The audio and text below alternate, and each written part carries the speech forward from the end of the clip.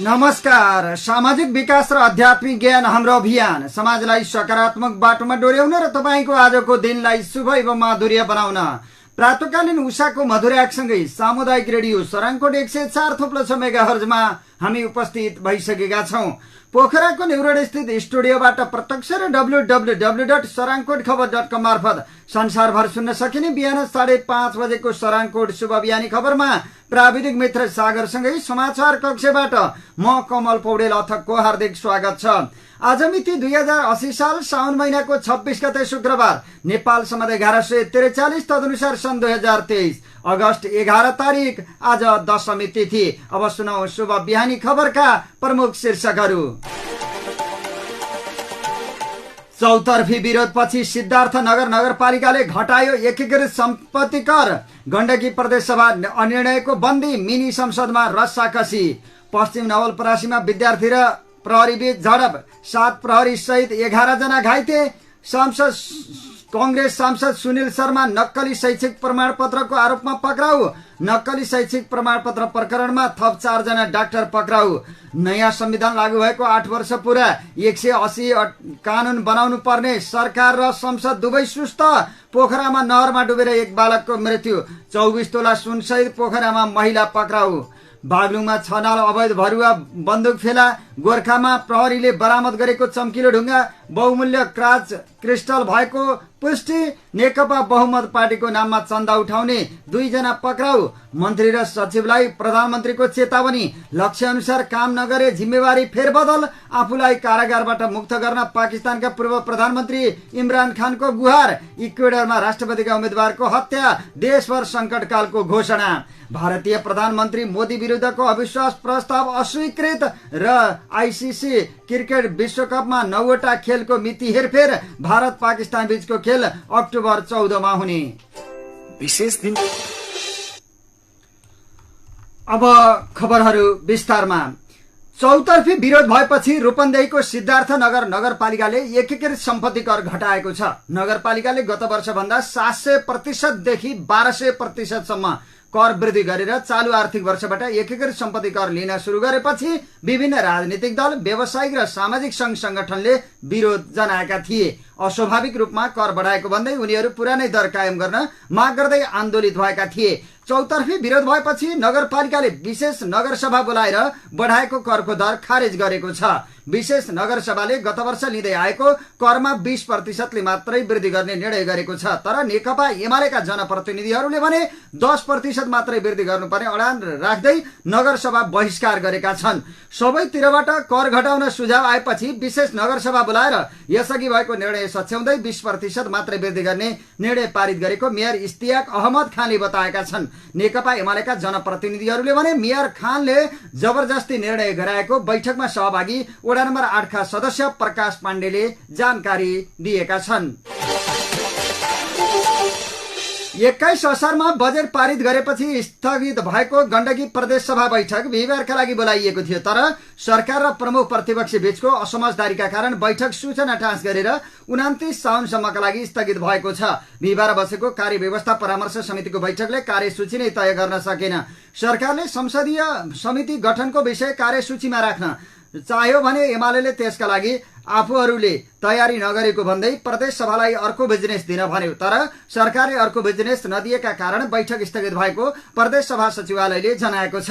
सरकारले बुधबार मात्र प्रदेश सभा सचिवालयमा गण्डकी प्रदेश वन ऐन दर्ता गरेको थियो। उक्त प्रदेश सभा बैठकमा टेबल गर्न कम्तीमा 72 घण्टा अघि दर्ता भएको हुनुपर्ने व्यवस्था रहेकाले बिहिबार टेबल गर्न पनि मिलेन। प्रदेश सभा बैठकमा शून्य र विशेष समयमा प्रदेश सभा सदस्यहरूलाई बोल्न दिएर मुख्यमन्त्रीले सम्बोधन गर्ने तयारी थियो। तर मुख्यमन्त्री पाण्डेले पनि तयारी नपुगेको जानकारी दिए। मुख्यमन्त्रीले नभ्याए प्रतिपक्षी दलका नेताले बोल्ने बारे छलफल भएको थियो। तर प्रतिपक्षी दलका नेताले मात्र बोल्ने संसदीय अभ्यास नै नभएको भन्दै अन्त्यमा बैठक 29 साउनसम्मका लागि स्थगित गरिएको हो। नेकपा एमालेका प्रमुख सचेतक गोविन्द नेपालीले सरकारले बिजनेस नदिएका कारण प्रदेश सभा बैठक बस्न नसकेको बताए। सत्तारूढ माओवादी केन्द्र संसदीय दलका नेता हरिबहादुर चुमानले पनि सरकारले बिजनेस नदिएकै कारण स्थगित भएको बताएका छन्। एमाले यसअघि नै समितिका लागि गृह कार्य गर्नुपर्ने भएकाले 25 साउनमा नाम दिन नसक्ने जानकारी गराएको उनको भनाइ छ। मुख्यमन्त्री सुरेन्द्र पाण्डेले बिहिबारको बैठक नै विशेष गरी संसदीय समिति गठनकै लागि बोलाएको, तर एमाले नाम नदिँदा स्थगित भएको बताएका छन्। सरकारले बिजनेस दिनुपर्छ म मान्छु, तर बिहिबारको बैठक नै समितिको सभापति र सदस्यको नामलाई अनुमोदन गर्ने हिसाबले नै बोलाइएको हो। प्रमुख प्रतिपक्षी दलका नेताले पनि 25 गरौं भन्नु भएको हो। उनले भने एमाले पहिल्यै जानकारी गराएको हो भने सभामुखले किन बोलाउनु भयो त? अहिले प्रदेश सभा सचिवालयमा परिपक्व अवस्थामा वन सम्बन्धी विधेयक बाहेक अरू छैन। तत्काल प्रदेश सभामा लैजान सकिने अरू विधेयक पनि सरकारले तयारी गरेको छैन। यसअघिकै संसदबाट पारित गर्ने भनिएको आम सञ्चार विधेयक अझै केही छलफल गरेर छिट्टै लैजाने मुख्यमन्त्री पाण्डेको भनाइ छ। मुख्यमन्त्री र नेताले बोल्नकै लागि संसद खोल्ने र बन्द गर्ने परिपाटीको अन्त्य हुनुपर्छ भन्ने मेरो मान्यता हो, मुख्यमन्त्री पाण्डेको भनाइ छ। बिजनेस छैन भने संसद नै बोलाउने होइन। 4 मङ्सिरको निर्वाचनबाट प्रदेशसभा गठन भएको 7 महिना भन्दा बढी समय भइसक्यो, तर अहिलेसम्म संसदीय समितिहरू गठन भएका छैनन्। 60 सदस्यीय गण्डकी प्रदेशसभामा सार्वजनिक लेखा, अर्थ तथा विकास, प्रदेश मामला तथा कानून र सामाजिक विकास तथा कृषि समिति गरी 4 समिति रहनेछन्। 3 वटा समितिमा 15-15 जना र 1 वटामा 13 जना रहनेछन्। पहिले समितिमा सदस्यको टुङ्गो लागिसकेपछि बल्ल सभापतिको निर्वाचन हुनेछ, तर सबै दलले समितिका सदस्य चयन नगर्ने नेतृत्वबारे छलफल सुरु भएको छ। सार्वजनिक लेखा समिति विपक्षी दललाई दिने संसदीय परम्परा अनुसार एमाले पाउने पक्का जस्तै भए पनि उसले 2 वटा समितिको माग गरिरहेको छ। एमाले सांसद सुधीर कुमार पौडेलले दोस्रो ठूलो दल भएकाले पनि 2 वटा समिति चाहिने बताएका छन्। कांग्रेस संसदीय दलका प्रमुख सचेतक नन्दप्रसाद नेउपाने भने एमाले पूरा नहुने माग राखेको बताउँछन्। माओवादीले अर्थ तथा विकास समितिको नेतृत्वको माग गरिरहेको छ, तर सो समिति कांग्रेस आफैले पनि राख्न चाहेको छ। 2 वटा समिति कांग्रेसले पाउने र नाम पक्का जस्तै भइसकेको प्रमुख सचेतक नेउपानेले बताएका छन्। सभामुख धिताल दलहरूले सहमति नगरेका कारण 7 महिनासम्म समिति गठन हुन नसकेको बताउँछन्। अझै पनि दलहरूले समय पुगेन भनिरहेकै छन्। 7 महिनासम्म पनि दललाई समय नपुग्ने भन्ने हुन्छ। सभामुख धितालले प्रश्न गरे, उनीहरूलाई प्रेसर दिनका लागि पनि बिहिबार बैठक डाकिएको थियो। पश्चिम नवलपरासीको प्रतापपुर स्थित त्रिभुवन क्याम्पसका विद्यार्थी र प्रहरीबीच झडप भएको छ। प्रतापपुर गाउँपालिकाको कारणमा तालाबन्दी गर्न गएका विद्यार्थी र प्रहरीबीच झडप हुँदा 7 प्रहरी र विद्यार्थी गरी 11 जना घाइते भएका छन्। स्थिति नियन्त्रण बाहिर जान थालेपछि प्रहरीले 5 राउन्ड अश्रु ग्यास प्रहार गरेको जिल्ला प्रहरी कार्यालयका सूचना अधिकारी डीएसपी भोजराज पाण्डेले जानकारी दिए। झडपमा प्रहरी निरीक्षक सहित 7 प्रहरी घाइते भएको पाण्डेले बताएका छन्। घाइते विद्यार्थीबारे प्रहरीले यकिन नगरे पनि बेलटारी क्याम्पस प्रमुख मनोजधर द्विवेदीले 4 जना विद्यार्थी घाइते भएको बताए। विद्यार्थीले ढुङ्गामुढा गर्दै पार्किङमा रहेका सवारी साधनमा तोडफोड गर्न थालेपछि अश्रु ग्यास हान्नु परेको प्रहरीको जिकिर छ। सो क्रममा पार्किङमा रहेको एउटा कारको सिसा फुटेको छ। त्रिभुवन क्याम्पसमा कक्षा 11 र 12 को दिवा कक्षा सञ्चालनका लागि कक्षा कोठा माग गरेपछि विवाद सुरु भएको हो। दिउँसोमा कक्षा कोठा उपलब्ध गराउन नसक्ने क्याम्पस प्रशासनको अडानपछि बुधबार प्रतापपुर गाउँपालिकाका अध्यक्ष उमेश चन्द्र यादवको निर्देशनमा त्रिभुवन क्याम्पसमा लगाइएको ताला केही जनप्रतिनिधिको रोहाबरमा नगर प्रहरीले तोडेको थियो।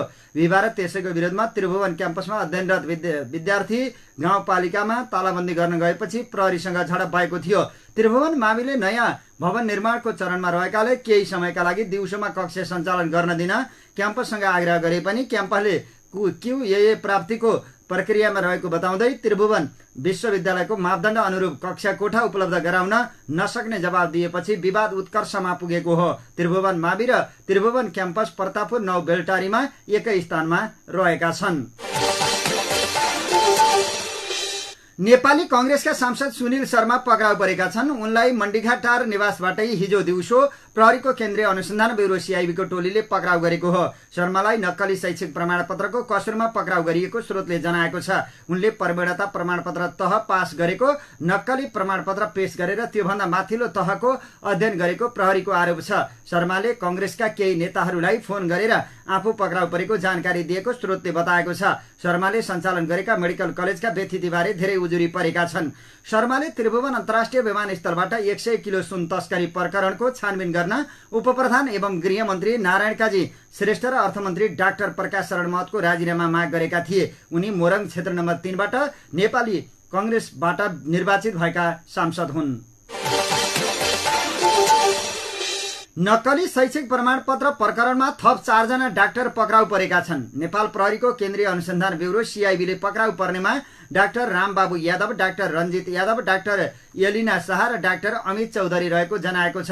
यो सँगै नक्कली शैक्षिक प्रमाणपत्र प्रकरणमा पक्राउ पर्नेको संख्या 5 जना पुगेको छ। यसअघि हिजो दिउँसो सीआईबीको टोलीले काठमाडौँको गल्फुटारबाट नेपाली कांग्रेसका सांसद सुनिल शर्मालाई पक्राउ गरेको थियो। अहिले पनि सीआईबीले अपरेसन जारी रहेको जनाएको छ। कतिपय डाक्टरहरूले भारतीय नक्कली प्रमाणपत्र पेश गरी नेपाल मेडिकल काउन्सिलमा दर्ता भएको तथा काउन्सिलद्वारा सञ्चालन गर्ने दर्ता प्रमाणपत्र परीक्षामा सहभागी भएको पाइएकाले आवश्यक अनुसन्धान गरी पाऊँ भनेर काउन्सिलबाट आएको सूचनाका आधारमा प्रहरीले अपरेसन चलाएको थियो। उनीहरू सबैमाथि शैक्षिक प्रमाणपत्र कृतिमा अनुसन्धान भइरहेको प्रहरीले जनाएको छ।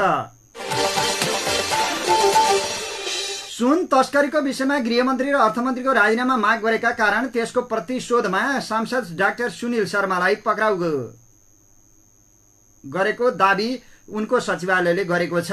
डाक्टर सुनिल शर्माको सचिवालयले हिजो साँझ प्रेस विज्ञप्ति जारी गर्दै प्रतिशोध साध्ने हिसाबले राज्य सत्ताको दुरुपयोग गरी सांसद शर्मालाई पक्राउ गरेको दाबी गरेको हो। मोरङको क्षेत्र नम्बर 3 बाट निर्वाचित कांग्रेस सांसद शर्माले गत साउन 10 गते संसद बैठकमा सुन तस्करीको विषयलाई लिएर आफ्नै पार्टीका अर्थमन्त्री डाक्टर प्रकाश शरण महत र गृहमन्त्री नारायण काजी श्रेष्ठको राजीनामा माग गरेका थिए। सुन तस्करीमा जोसुकै संलग्न भए पनि कारबाही गर्नुपर्ने धारणा राख्दै आएका सांसद शर्माले तस्करीको मुख्य नायिके पक्राउ नगरिए सदनमै आमरण अनसन बस्ने घोषणा समेत गरेका थिए। बिहिबार अपराह्न करिब 3 बजे नेपाल प्रहरीको केन्द्रीय अनुसन्धान ब्युरो सीआईबीको टोलीले राजधानीबाट उनलाई पक्राउ गरेको। संसदको अधिवेशन चलिरहेको अवस्थामा बहालवाला सांसदलाई सभामुखको अनुमति नदी पक्राउ गरिएको भन्दै सचिवालयले विरोध समेत गरेको छ। सुन तस्करीको विषयलाई लिएर संघीय सदनमा अर्थमन्त्री र गृहमन्त्रीको राजीनामा माग गरेको कारण संसदको अधिवेशन चालू रहेको अवस्थामा बालवाला संसदलाई सभामुखको बिना अनुमति र पक्राउ पूर्जी समेत जारी नगरी सीआईबीले क्रूरतापूर्वक पक्राउ गरेको कुरा आम जनसमुदायमा जानकारी गराउँछौं। संसद शर्माका स्वकीय सचिव विवेक लिम्बुले जारी गरेको विज्ञप्तिमा भनिएको छ। मेडिकल व्यवसायी दुर्गा परसाई केन्द्रीय अनुसन्धान ब्युरो सीआईबीमा पुगेका छन्। अर्का मेडिकल व्यवसायी समेत रहेका डाक्टर एवं सांसद सुनिल शर्मा पक्राउ परेसँगै परसाई सीआईबीमा पुगेका हुन्। सीआईबीले शर्मालाई लाजिमपाट स्थित आफ्नो भाडाको कार्यालयमा राखेको छ। त्यही परसाई बिहिबार साँझ त्यहाँ पुगेका हुन्। परसाईले शर्मा पक्राउ परेको थाहा पाएसँगै आफू यसबारे बुझ्न सीआईबीमा आएको बताए। सञ्चारकर्मीलाई प्रतिक्रिया दिँदै उनले शर्माले यो सर्टिफिकेट ल्याएर के काम गरेको छ भन्दै प्रश्न गरेका थिए। नयाँ संविधान लागू भएको 8 वर्ष पूरा हुन लाग्यो। संविधान बमोजिम भएको पहिलो निर्वाचनबाट गठित प्रतिनिधि सभाको कार्यकाल सकिएर अर्को आएको पनि 8 महिना भइसक्यो। तर संविधानले दिएको अधिकार कार्यान्वयनमा समस्या छ। त्यो पनि सरकार र संसदले कानून नबनाएर हो। संविधान कार्यान्वयनका लागि आवश्यक महत्त्वपूर्ण कानूनहरू बनाउन सरकार र संसद दुवैको प्रयास अपूर्ण भएको संसदीय अध्ययनले देखाएको छ। राष्ट्रिय सभाको विधायन व्यवस्थापन समितिले तयार पारेको संविधान अनुसार बन्न बाँकी कानूनहरूको अध्ययन प्रतिवेदन 2080 ले संविधान बमोजिम आवश्यक कानून नबन्नुमा सरकार र संसदलाई नै मुख्य जिम्मेवार देखाएको छ। सरकार र संसदले केही गर्दै नगरेको भने होइन, तथापि सरकार र संसदका प्रयास धेरै सुस्त र अपूर्ण भएको भन्ने अवश्य हो। अध्ययनको निष्कर्ष रहेको छ। 2074 मङ्सिरको चुनावबाट चुनिएको संसदले 102 वटा कानून बनाएको थियो। 2079 मङ्सिरमा अर्को चुनाव भएर आएको प्रतिनिधि सभाले 8 महिनामा जम्मा एउटा मिटर ब्याजलाई अनुचित लेनदेनको रूपमा परिभाषित गर्ने ऐन कानून संशोधन गरेको छ। जबकि संविधान कार्यान्वयनका लागि तत्काल बनाउनु पर्ने कानूनको संख्या 180 वटा रहेको छ। संविधान अनुकूल कानून बनाउने र संघीयता कार्यान्वयन गर्ने दृष्टिमा संघीय संसदको अघिल्लो कार्यकाल र चालु 8 महिनाको अवधि पुरै निराशाजनक रहेको बताउँछन् राष्ट्रिय सभा सदस्य खिमलाल देवकोटा। संविधान अनुसार संघीय संसद बसेको 3 वर्ष भित्रमा संविधानसँग बाझिएका कानूनहरू संशोधन गर्नुपर्ने बाध्यात्मक संवैधानिक व्यवस्था रहेको उल्लेख गर्दै उनी भन्छन् अघिल्लो कार्यकालमा संविधान बमोजिम भाषा शब्द मात्रै मिलाउने गरी रातारात विधेयकहरू आएर र पारित भए तर मुलुकको लागि अति आवश्यक र संहिता कार्यान्वयनका लागि नहुने कानूनहरू बन्न सकेनन्। कानूनको अभावमा संविधानको प्रभावकारी कार्यान्वयन हुन सक्दैन भने भन्ने प्रमाण संघीय निजामती सेवा विधेयक नबन्दा परेको असर भएको उनी बताउँछन्। देवकोटा भन्छन् यो नहुँदा सिङ्गो कर्मचारी संयन्त्र लथालिङ्ग बनेको छ। बिहानी खबरमा अब बाँकी खबरहरू। पोखरामा नहरमा डुबेर एक बालकको मृत्यु भएको छ। पोखरा महानगरपालिका 17 स्थित पावर हाउसको नहरमा पौडी खेल्ने क्रममा 10 वर्षीय सम्बोधन अधिकारीको ज्यान गएको हो। हिजो मध्याह करिब 12 बजेको समयमा डुबेर बेपत्ता भएका उनको झण्डै 1 घण्टापछि शव भेटिएको हो। बालक बेपत्ता भएको खबर लगत्तै उद्धारका लागि खटिएको नेपाल प्रहरी र सशस्त्र प्रहरीको गोताखोर सहितको टोलीले नजिकैको रहमा बालकको शव फेला पारेको वडा प्रहरी कार्यालय बैदामका प्रमुख डीएसपी वेद जोशीले जानकारी दिए। बालकको शव पोस्टमार्टमका लागि पश्चिमाञ्चल क्षेत्रीय अस्पतालमा लगिएको छ। पोखरामा 24 तोला सुनसहित एक महिला पक्राउ परेकी छन्। झापा बिर्तामोड घर भई काठमाडौँ बस्दै आएकी 45 वर्षीय कल्पना गुरुङ पोखरा 9 पृथ्वी चोकबाट 280 ग्राम 29 मिलिग्राम सुनसहित पक्राउ परेकी हुन्। विशेष सूचनाको आधारमा काठमाडौँबाट पोखरा आएको ग1ख 1944 नम्बरको बसमा चेक जाँच गर्ने क्रममा गुरुङ पक्राउ परेको वडा प्रहरी कार्यालय बैदामका प्रमुख डीएसपी वेद जोशीले जानकारी दिए। विशेष सूचनाका आधारमा हामी उक्त स्थानमा तैनात भई बसबाट झरेकी महिलाको शरीर खान तलासी गर्दा धातुको टुक्रा र रिङ सहित उक्त महिलालाई नियन्त्रणमा लिएका हौं। डीएसपी जोशीले भने तत्कालै वडा नम्बर 9 का प्रतिनिधि र स्थानीयको रोहबरमा सुन पसलमा तौल गर्दा धातु 280 ग्राम 29 मिलिग्राम रहेको पाइएको छ। उक्त धातुलाई तोलामा हिसाब गर्दा झण्डै 24 तोला हुन आउने उनले बताएका छन्। डीएसपी जोशीका अनुसार नियन्त्रणमा लिएको सुनलाई परीक्षण तथा थप प्रक्रियाका लागि राजस्व अनुसन्धान विभागमा पठाइने भएको छ। प्रारम्भिक अनुसन्धानका क्रममा कारोबारमा संलग्न व्यक्ति वा गिरोहले उक्त धातु पोखराको कुनै सुनचाँदी व्यवसायीलाई पठाएको हुन सक्ने आकलन प्रहरीले गरेको छ। प्राप्त सूचना र पक्राउ परेकी महिलाको बयानका आधारमा थप अनुसन्धान अगाडि बढाइने प्रहरीले जनाएको छ। बागलुङमा 6 नाल अवैध भरुवा बन्दुक फेला परेको छ। बेवारिसे अवस्थामा हटिया प्रहरी चौकीको टोलीले 5 थान तथा नरेठाँडी प्रहरी चौकीको टोलीले 1 थान भरुवा बन्दुक फेला पारेको बागलुङ प्रहरीले जनाएको हो। गस्ती गर्ने क्रममा प्रहरीले गलकोट नगरपालिका 1 स्थित जन एकता सामुदायिक वनबाट 1 थान र सोही नगरपालिका 3 को भगवती स्थानको ओडारमा बेवारिसे अवस्थामा रहेका 5 नाल भरुवा बन्दुक फेला पारेको प्रहरी प्रवक्ता डीएसपी मदन केसीले जानकारी दिएका छन्। शिकार खेल्ने शिकारीले ती बन्दुक प्रयोग गर्ने गरेको र प्रहरी देखेपछि बन्दुक छाडेर भागेको हुन सक्ने प्रारम्भिक अनुमान गरिएको छ। बन्दुकलाई कसले र के प्रयोजनका लागि राखेको थियो भन्ने विषयमा थप अनुसन्धान भइरहेको जनाइएको छ। नारी वाङ्मय प्रतिष्ठानद्वारा प्रदान गरिँदै आएको कौशिला देवी बाल साहित्य पुरस्कारबाट बाल साहित्यकार अनुराग सापकोटा र रोजिना अधिकारी पुरस्कृत भएका छन्। प्रतिष्ठानको तेस्रो स्थापना दिवसमा हिजो उनीहरूलाई सो पुरस्कार प्रदान गरिएको हो। गोर्खा नगरपालिका 7 सतीपिपल स्थित राममाया शाहीको घरबाट प्रहरीले बरामद गरेको चम्किलो ढुङ्गा क्वार्ज क्रिस्टल भएको पुष्टि भएको छ। खानी तथा भूगर्भ विभागबाट आएको टोलीले परीक्षणपछि उक्त ढुङ्गा क्वार्ज क्रिस्टल भएको पुष्टि गरेको हो। टोलीले बुधबार ढुङ्गा परीक्षणको रिपोर्ट जिल्ला प्रशासन कार्यालयमा बुझाएका छन्। विभागबाट आएकी भूगर्भविद डाक्टर सुस्मिता भण्डारीले उक्त ढुङ्गा महत्वपूर्ण र बहुमूल्य रत्न पत्थर भएको बताएकी छन्। भूगर्भविदको टोलीले ढुङ्गाको नापतोल लिनुका साथै यसको विभिन्न प्राविधिक पक्षबारे पनि परीक्षण गरेको छ। संसारभरका धातुलाई कडापनका आधारमा 10 समूहमा वर्गीकरण गर्ने गरिएको बताउँदै भूगर्भविद डाक्टर भण्डारीले कडापनका आधारमा उक्त चट्टान 7औं नम्बरमा रहेको जानकारी दिएकै छन्। कडापनका आधारमा हीरा 10औं नम्बरमा पर्ने उनको भनाइ छ। उक्त क्वार्ज क्रिस्टल मुख्य रूपमा गरगहना बनाउन, सजावटका सामग्री बनाउन प्रयोग हुने गरेको विभागको टोलीले बताएको छ। घडी, कम्प्युटर, रेडियो ट्रान्समिटर जस्ता विद्युतीय उपकरणहरूमा पनि आंशिक रूपमा क्वार्ज क्रिस्टलको प्रयोग हुने बताइएको छ। दाङमा नेकपा बहुमत पार्टीको नाममा धाक धम्की दिई चन्दा उठाउने 2 जना पक्राउ परेका छन्। पक्राउ पर्नेमा सल्यानको त्रिवेणी गाउँपालिका 9 फलाबाङका हाल त्रिवेणी 4 बस्ने 33 वर्षका धनराज तुफान भनिने धनबहादुर परियार र छत्रेश्वरी गाउँपालिका 1 धामाचौर बस्ने 29 वर्षीय चन्द्र प्रकाश विका रहेका छन्। उनीहरूलाई जिल्ला प्रहरी कार्यालय दाङले हिजो साँझ 9 बजे तुलसीपुर उपमहानगरपालिका 9 बेलुवाबाट पक्राउ गरेको हो। उनीहरूले विगतदेखि नै विभिन्न ठाउँमा डर धाक धम्की दिई पार्टीको नाममा चन्दा उठाउँदै आएको जिल्ला प्रहरी कार्यालय दाङका निमित्त प्रमुख राजन कुमार गौतमले बताएका छन्। बुधबार साँझ पनि पार्टीको नाममा उनीहरूले चन्दा उठाइरहेको सूचनाका आधारमा उनीहरूलाई पक्राउ गर्न प्रहरी परिचालन गरिएको थियो। पक्राउ परेका विका र परिवारले यसअघि 3 चैत्र 2079 तुलसीपुर 6 रजौरा स्थित हिमाल एकाडेमीका प्रिन्सिपल मधुसूदन केसीलाई 10 लाख चन्दा मागेका थिए। यस्तै साउन 18 गते कपुरकोट स्थित कालिका माविका शिक्षक वामदेव अधिकारीलाई 5 लाख, त्यस्तै गरी साउन 27 गते तुलसीपुर 18 स्थित बेलझुण्डी माविकी शिक्षिका जानका बस्नेतलाई 1 लाख, 21 चैत्र 2079 तुलसीपुर 7 बुढागाउँ पर्सेनीका पूर्व शिक्षक इन्द्रबहादुर ओलीलाई 1 लाख रुपियाँ उनीहरूले चन्दा माग गरेका थिए। उनीहरूले पत्र पठाउँदै चन्दा माग गर्ने र चन्दा माग गरेको कसैलाई भने वा प्रहरीलाई खबर गरेमा अप्रिय घटना समेत घट्न सक्ने समेतको चेतावनी दिने गरेको निमित्त प्रमुख गौतमले बताएका छन्। परियार र विकको साथबाट प्रहरीले कम्युनिस्ट पार्टी बहुमतको नामको लेटर प्याड, स्ट्याम्प छाप, मधुसूदन केसी, कमल शर्मा र सबिना ढकालको नाममा आर्थिक सहयोगको लागि लेखिएको पत्र, मोबाइल, विभिन्न व्यक्तिको फोटो समेत बरामद गरेको छ। प्रधानमन्त्री पुष्पकमल दाहाल प्रचण्डले सरकारको लक्ष्य अनुसार काम नगरे अभिलेख राखेर जिम्मेवारी फेरबदल गर्ने चेतावनी दिएका छन्।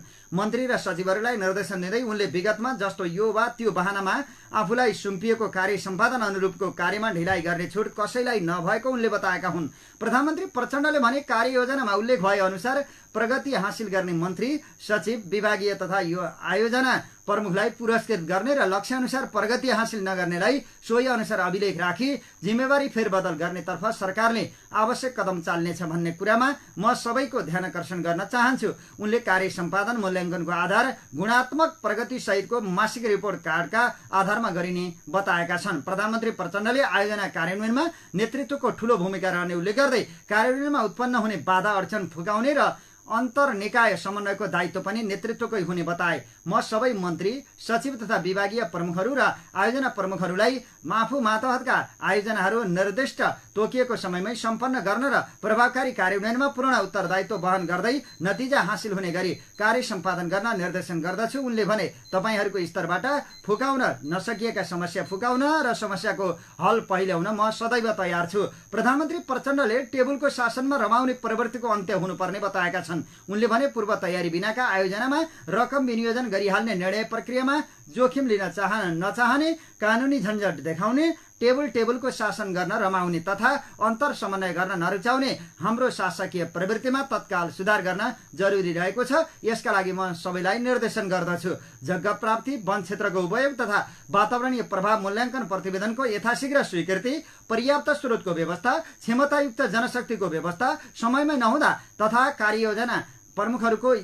आयोजना प्रमुखहरूको निरन्तरता नहुनाले आयोजनाको समयमै कार्यान्वयन नहुने समस्या देखिएको प्रधानमन्त्री प्रचण्डले बताएका छन्। उनले यस्ता समस्याहरू बारम्बार पुनरावृत्ति हुन नदिन वस्तुपरक विश्लेषण गर्न टटकारो आवश्यकता रहेको औल्याएका छन्। विकासलाई बाधा पुर्याउने तत्त्वहरूको समयमै पहिचान गरी नीतिगत तथा संस्थागत सुधारका कार्यहरूलाई अगाडि बढाउन र आयोजनामा सिर्जना हुन सक्ने समस्याको तत्कालै समाधान गर्ने गरी प्रभावकारी व्यवस्था मिलाउन सबै माननीय मन्त्री, सचिव तथा आयोजना प्रमुखहरूलाई आग्रह गर्दछु। उनले भने यस कार्यालयका सम्बन्धित विषय क्षेत्र हेर्ने सचिवलाई पनि अन्तर निकाय समन्वय र सहजीकरण गरी आयोजनालाई निर्धारित लागत, गुणस्तर र समयमै सम्पन्न गरी अपेक्षित नतिजा हासिल गर्न सक्ने वातावरण सुनिश्चित गर्न र मलाई यस विषयमा नियमित रिपोर्टिङ गर्नका लागि थप क्रियाशील हुन म आग्रह गर्दछु, प्रचण्डले भनेका छन्। सरङकोट शुभ बिहानी खबरमा अब बाँकी खबरहरू। असार 2 गते राजस्व अनुसन्धान विभागले सिना मंगलबाट समातेको ठूलो परिमाणको सुन जोख्न आलटाल भएको छ। क्याथे पेसिफिकको कार्गो मार्फत हङकङबाट ब्रेक प्याडमा लुकाएर ल्याइएको 1 क्विन्टल सुन समातेको दावी गरे पनि अहिलेसम्म परिमाण टुङ्गो लाग्न सकेको छैन। विभागले अनुसन्धानका नाममा लामो समयसम्म सुन गाल्ने र जोख्ने प्रक्रिया अगाडि बढाउन अनुमति नदिँदा परिमाण यकिन गर्ने क्रममा अल्टाल भएको हो। असार 2 गते समातेको सुन कति परिमाणको छ भन्ने तथ्याङ्क अहिलेसम्म छैन। सुन समातेको सूचना असार 3 गते बाहिरिएपछि असार 4 गते नै नेपाल राष्ट्र बैंकको टक्सार महाशाखामा पुर्याइएको थियो। तर महाशाखामा पुग्न साथ सुन गाल्ने र परिमाण यकिन गर्ने प्रक्रिया अगाडि बढ्न सकेन। महाशाखाका निर्देशक थानेश्वर आचार्य सुन समात्ने निकायले पत्र नलेखेसम्म सुन गाल्ने र परिमाण तय गर्ने प्रक्रिया अगाडि बढाउन नसकिने बताएका छन्। उनले भने सुन जोख्ने प्रक्रिया अघि बढाउन पत्र आएको दुई दिनसम्म गाल्ने प्रक्रिया अघि बढ्छ। त्यसपछि सुनको परिमाण कति छ भनेर जोख्ने काम हुन्छ। यो सबै प्रक्रिया पूरा गर्न 1 सातासम्मको समय लाग्न सक्छ। सुन पगाल्ने र जोख्ने अनुमति सहित राजस्व विभाग वा नेपाल प्रहरीले पत्र पठाएर प्रक्रिया अगाडि बढेको दिनदेखिको 1 साता लाग्ने आचार्यको भनाइ छ। तर सुन समात्ने निकायले 23 दिनसम्म पनि प्रक्रिया अघि बढाउनका लागि भन्दै महाशाखालाई पत्र लेख्न सकेको छैन। पटक पटक सुन गाल्ने र जोख्ने प्रक्रिया किन अघि बढेन भन्ने प्रश्नमा अनुसन्धान विभागले अनुसन्धानको क्रममा रहेको बनावटी जवाफ दिँदै आइरहेको छ।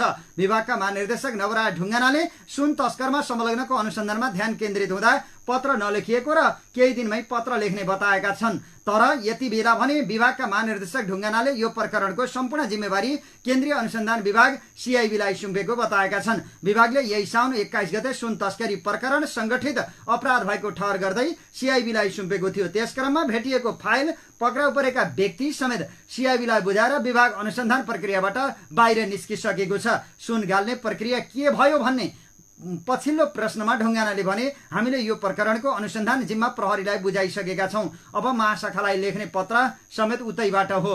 प्रहरी प्रवक्ता तथा नायब महानिरीक्षक कुबेर कडायतले सुन सम्बन्धी अनुसन्धान गर्ने सम्पूर्ण जिम्मेवारी CIB-लाई आएको बताएका छन्। सो क्रममा सुन गाल्ने र जोख्ने प्रक्रिया अघि बढाउने पत्र समेत CIB-ले नै लेख्ने उनले जानकारी दिएका छन्। अनुसन्धान अधिकृतले आवश्यकता अनुसार टक्सार महाशाखालाई पत्र लेख्छ।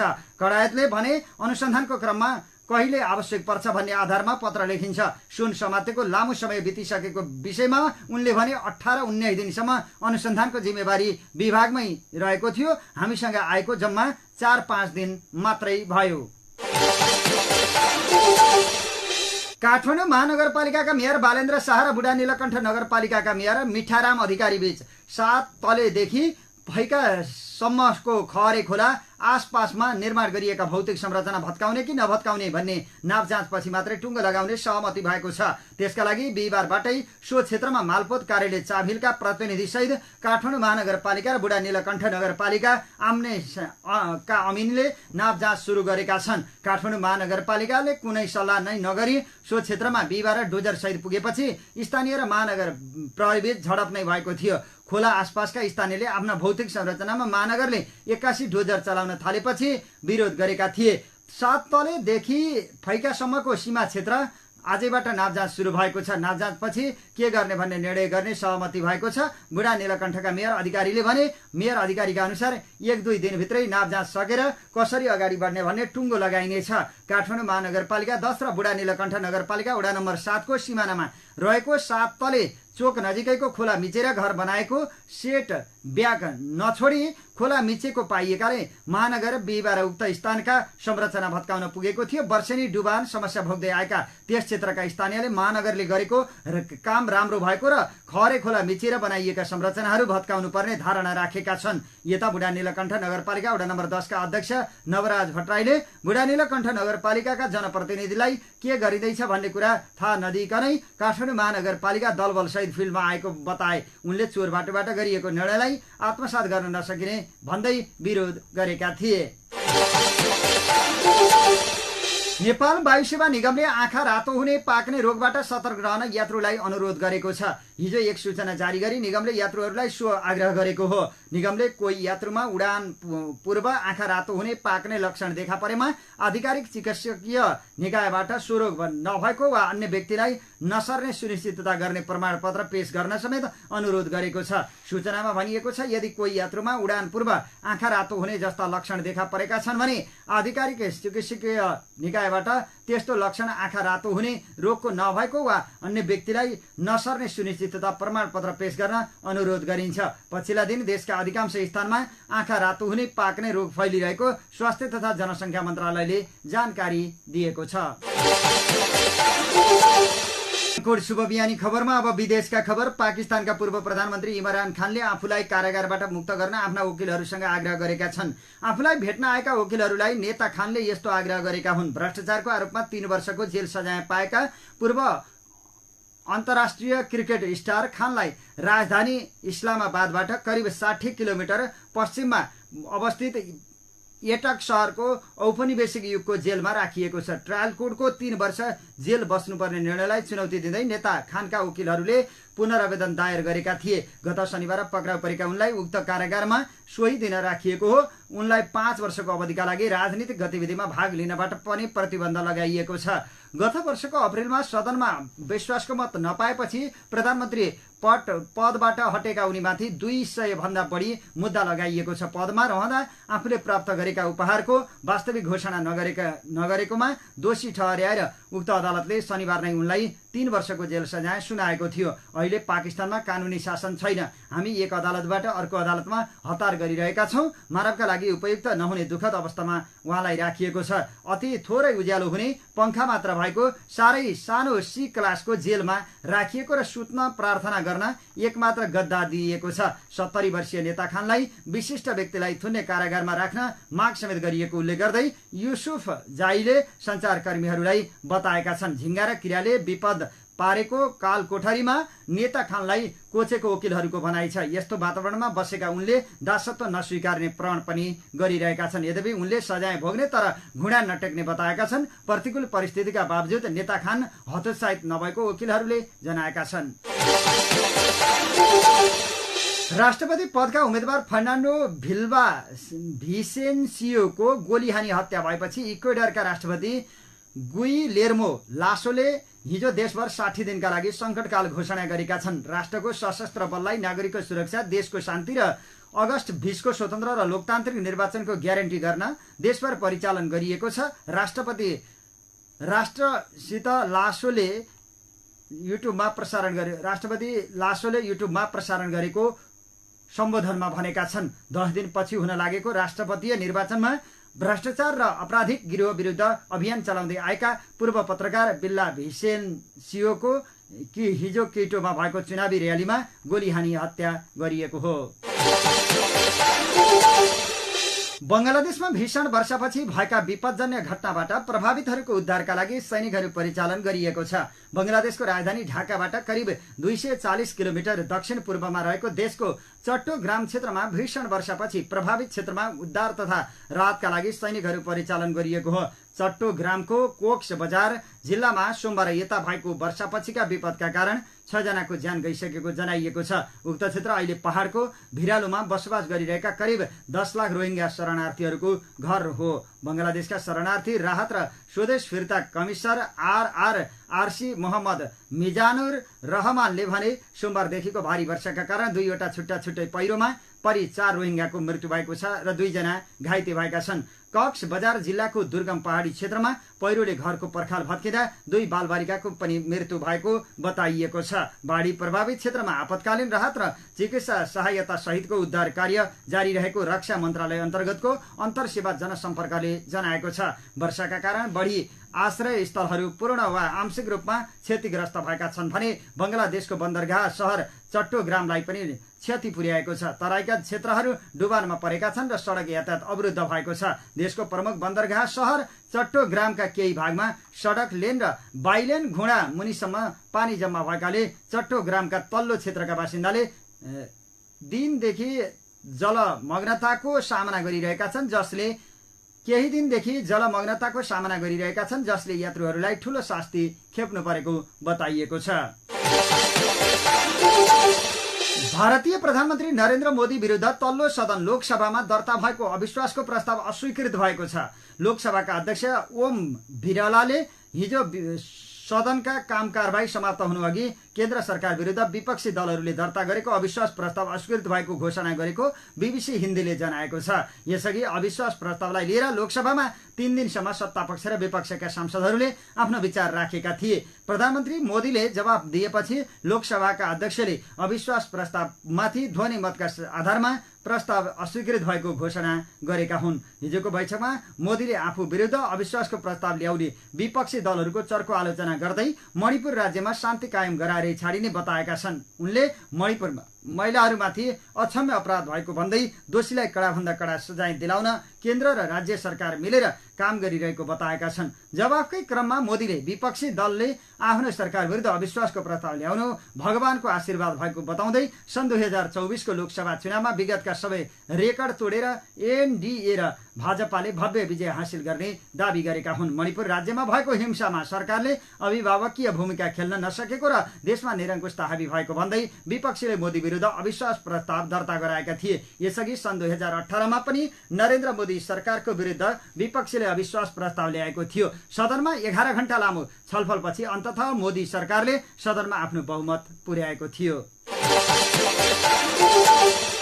धरानपुर खबरको अन्त्यमा अब खेल प्रसंग। आईसीसी पुरुष क्रिकेट विश्वकप क्रिकेटमा भारत र पाकिस्तान बीचको खेल तालिका परिवर्तन भएसँगै बाँकी 8 वटा खेलको पनि मिति हेरफेर भएको छ। भारत र पाकिस्तान बीचको खेल सुरुमा अक्टोबर 15 तारिकमा अहमदाबादमा हुने भनिएको थियो, तर घटस्थापनाको दिन परेकाले सुरक्षालाई ध्यान दिँदै एक दिन अघि अर्थात् अक्टोबर 14 मा सारिएको आईसीसीले जनाएको छ। 10 अक्टोबरमा हुने इंग्ल्यान्ड र बंगलादेश बीचको खेलमा मिति नभई समय मात्रै परिवर्तन भएको छ। यस्तै पाकिस्तान र श्रीलंका बीच अक्टोबर 12 तारिकमा हुने तय भएको खेल अब अक्टोबर 10 तारिकमै हुनेछ। अस्ट्रेलिया र दक्षिण अफ्रिका बीचको खेल पनि एक दिन छिटो अर्थात् अक्टोबर 12 तारिकमा हुनेछ। न्यूजील्यान्ड र बंगलादेश बीचको खेल पनि एक दिन पहिले नै अक्टोबर 13 तारिकमा हुनेछ। अक्टोबर 14 तारिकमा हुने तय भएको इंग्ल्यान्ड र अफगानिस्तानको खेल एक दिन पछिका लागि सरेको छ। यस्तै अस्ट्रेलिया र बंगलादेश बीचको खेल एक दिन अघि सरेर नोभेम्बर 11 तारिकमा हुनेछ।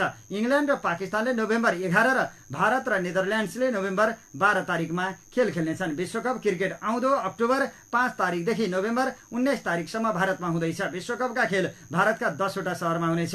हैदराबाद, अहमदाबाद, धर्मशाला, दिल्ली, चेन्नई, लखनऊ पुग्ने पुणे, बेंगलुरु, मुम्बई र कोलकातामा खेल हुने जनाइएको छ। सराङकोट शुभ बिहानी खबरको अन्त्यमा प्रमुख खबरका शीर्षकहरू फेरि एकपटक। चौतर्फी विरोधपछि सिद्धार्थ नगर नगरपालिकाले घटायो एकीकृत सम्पत्ति कर। गण्डकी प्रदेशसभा अनिर्णयको बन्दै मिनी संसदमा रस्साकसी। पश्चिम नवलपरासीमा विद्यार्थी र प्रहरी बीच झडप, 7 प्रहरी सहित 11 जना घाइते। कांग्रेस सांसद सुनिल शर्मा नक्कली शैक्षिक प्रमाणपत्रको आरोपमा पक्राउ। नक्कली शैक्षिक प्रमाणपत्र प्रकरणमा थप 4 जना डाक्टर गिरफ्तार। नयाँ संविधान लागू भएको 8 वर्ष पूरा, 180 कानून बनाउनु पर्ने सरकार र संसद दुवै सुस्त। पोखरामा नहरमा डुबेर एक बालकको मृत्यु, 24 तोला सुन सहित पोखरामा महिला पक्राउ। बागलुङमा 6 नाल अवैध भरुवा बन्दुक फेला। गोर्खामा प्रहरीले बरामद गरेको चम्किलो ढुङ्गा, बहुमूल्य क्वार्ट्ज क्रिस्टल भएको पुष्टि। नेकपा बहुमत पार्टीको नाममा चन्दा उठाउने 2 जना पक्राउ। मन्त्री र सचिवलाई प्रधानमन्त्रीको चेतावनी, लक्ष्य अनुसार काम नगरी जिम्मेवारी फेरबदल। राजस्व अनुसन्धान विभागले सिना मंगलबाट समातेको 1 क्विन्टल सुन जोख्न आलटाल। आफूलाई कारागारबाट मुक्त गर्न पाकिस्तानका पूर्व प्रधानमन्त्री इमरान खानको हारगुहार। इक्वेडरमा राष्ट्रपतिका उम्मेद्वारको हत्या, देशभर संकटकालको घोषणा। भारतीय प्रधानमन्त्री मोदी विरुद्धको अविश्वास प्रस्ताव अस्वीकृत। र आईसीसी क्रिकेट विश्वकपमा 9 वटा खेलको मिति हेरफेर। भारत पाकिस्तान बीचको खेल अक्टोबर 14 मा हुने। हवस् त अहिलेलाई सराङकोट शुभ बिहानी खबरहरूको क्रम यही सकिएको छ। अबको केही बेरमा नेपाली बहस लिएर उपस्थित हुने नै छौं। तबसम्मको लागि प्राविधिक मित्र सागरसँगै समाचार कक्षबाट म कमल पौडेल अथक बिदा चाहन्छु। नमस्कार, शुभ दिन।